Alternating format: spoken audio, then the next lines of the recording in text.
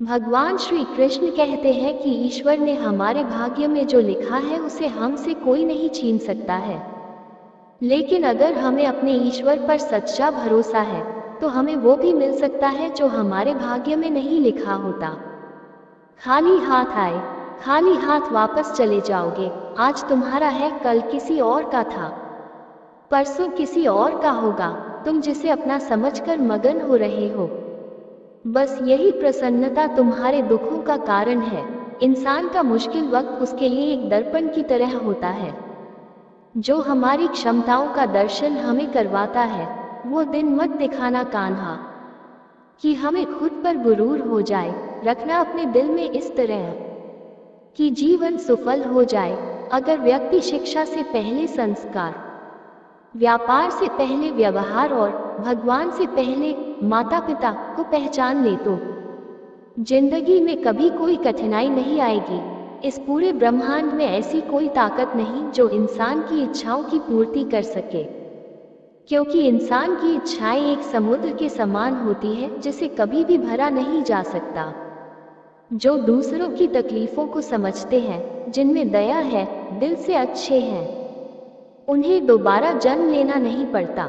अगर कोई मनुष्य हमारे साथ बुरा कर रहा है तो उसे करने दो, यह उसका कर्म है और समय उसके कर्म का फल उसे जरूर देगा।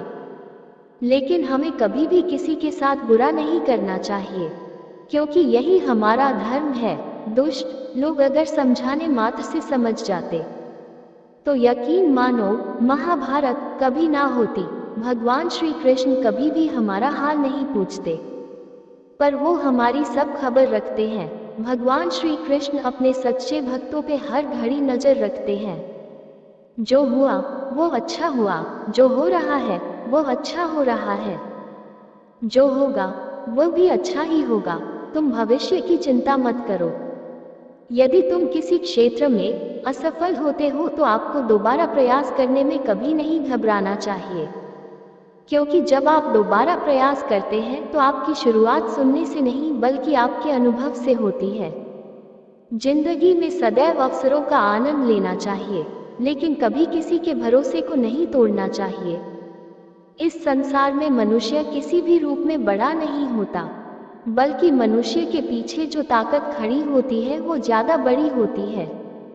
मनुष्य अपने सच्चे हृदय से जो दान दे सकता है वो अपने हाथों से नहीं दे सकता, और मौन रहकर हम जो कह सकते हैं वो हम अपने शब्दों से नहीं कह सकते। अंत काल में जो मनुष्य मेरा स्मरण करते हुए देह त्याग करता है वो मेरी शरण में आता है। इसलिए मनुष्य को चाहिए कि अंत काल में मेरा चिंतन करें। जिस व्यक्ति के पास संतुष्टि नहीं है उसे कितना भी मिल जाए वह असंतुष्ट ही रहेगा। भगवान श्री कृष्ण जी कहते हैं, जिस व्यक्ति को आपकी कद्र नहीं, उसके साथ खड़े रहने से अच्छा है आप अकेले रहे। यदि आप किसी के साथ मित्रता नहीं कर सकते हैं तो उसके साथ शत्रुता भी नहीं करना चाहिए। जब आपके जीवन के चारों ओर हताशा और निराशा हो, जब दुखों ने आपको हर जगह से घेर रखा हो, तब आप सच्चे मन से भगवान कृष्ण जी के नाम का दीपक जलाना और अपना सब हाल श्री कृष्ण को सुना देना। श्री कृष्ण स्वयं आपके सब दुख हरने आएंगे। तुम उसके लिए शोक करते हो जो शोक करने के योग्य नहीं है।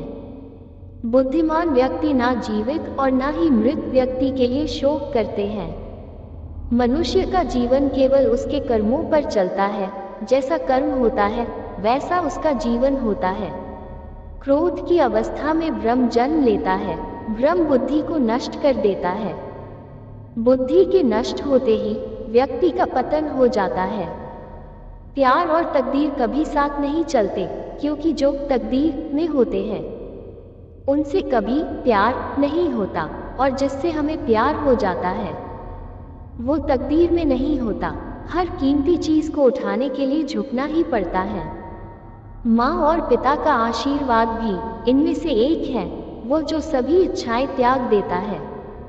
मैं और मेरा की लालसा तथा भावना से मुक्त हो जाता है। उसे शांति प्राप्त होती है। फल की अभिलाषा छोड़कर कर्म करने वाला पुरुष ही अपने जीवन को सफल बनाता है। स्वार्थ से रिश्ते बनाने की कितनी भी कोशिश करें, वो कभी नहीं बनते हैं। और प्रेम से बने रिश्तों को कितना भी तोड़ने की कोशिश करें, वो कभी नहीं टूटते। जीवन में समय चाहे जैसा भी हो, परिवार के साथ रहो, सुख हो तो बढ़ जाता है और दुख हो तो बढ़ जाता है। जब आप प्रभु के साथ जुड़ जाओगे तो आपकी परीक्षा आरंभ हो जाएगी। कुछ लोग इसे दुख समझते हैं, तो कुछ लोग प्रभु की कृपा बुरे कर्म करने नहीं पड़ते हो जाते हैं और अच्छे कर्म होते नहीं करने पड़ते हैं। अहंकार मत कर किसी को कुछ भी देकर, क्या पता तू दे रहा है या पिछले जन्म का कर्जा चुका रहा है। प्रेम और आस्था दोनों पर किसी का जोर नहीं, ये मन जहाँ लग जाए वही ईश्वर नजर आता है।